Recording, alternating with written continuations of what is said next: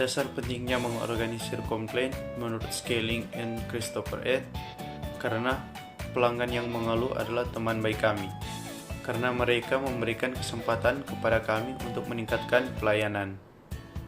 Hukum pelanggan adalah raja seperti istilah berikut ini. The customer is always right. Pelanggan selalu benar.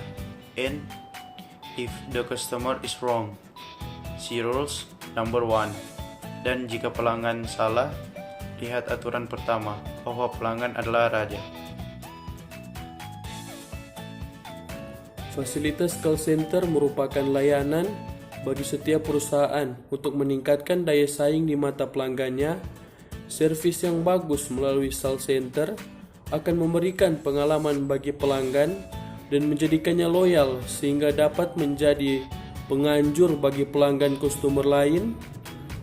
Pelanggan yang semakin mobile dan canggih, serta keinginan untuk memperoleh pelayanan yang semakin cepat menjadi salah satu alasan mengapa call center saat ini dibutuhkan.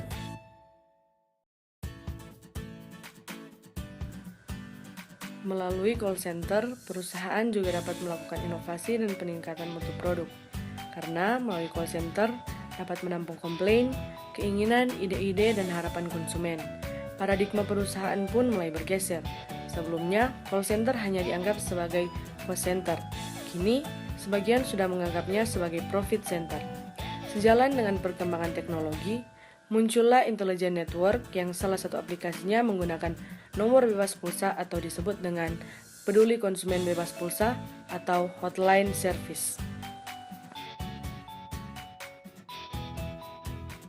Dalam penyelenggaraan ada 3 aspek yang harus diperhatikan oleh sebuah call center untuk menjadi efektif, yaitu yang pertama sistem, yang kedua people, yang ketiga teknologi. Sebagai contoh, layanan Bank Mandiri melalui Mandiri Call 14.000 mengalami perubahan alur yang lebih singkat dan efisien dengan menghilangkan menu pemilihan layanan perbankan dan kartu kredit di awal sambungan. Sebagai gantinya, pelanggan cukup memasukkan nomor kartu kredit yang dimiliki. Yang pertama, alur lama, call 14.000.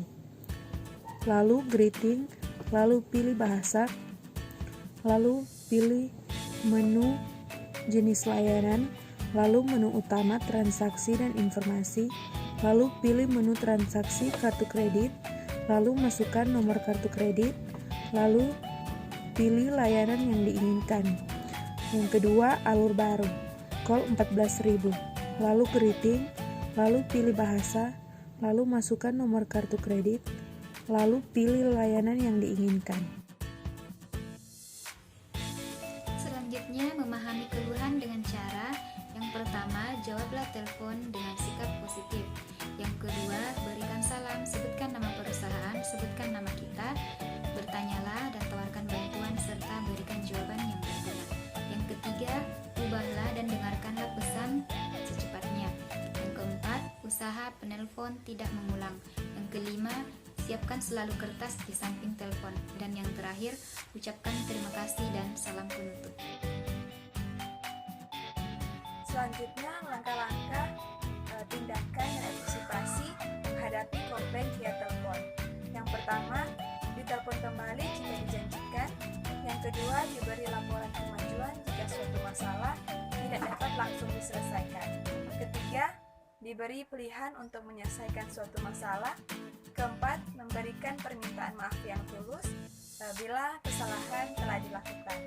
Yang kelima, pastikan masalah tidak terulang kembali. Dan yang keenam, jangan lupa untuk mengucapkan terima kasih atas komplain yang telah disampaikan. Pengalaman praktis dalam seni mendengarkan via telepon.